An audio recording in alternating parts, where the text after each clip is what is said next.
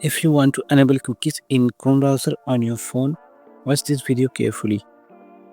And if you want to do it on PC, I have provided a link in the description, even check that. To do this on mobile, first open Chrome browser. Then at the top right, you will see a 3-dot option. Tap on it. After that, you will find the setting option here. Tap it once. Here you will see a privacy and security tab. Tap on it. Now tap on third-party cookies. Here you will see 3 different options, each with unique features. Next to each option, you will see an arrow icon. Tap on it to read the detailed info. You can enable any of them based on your needs.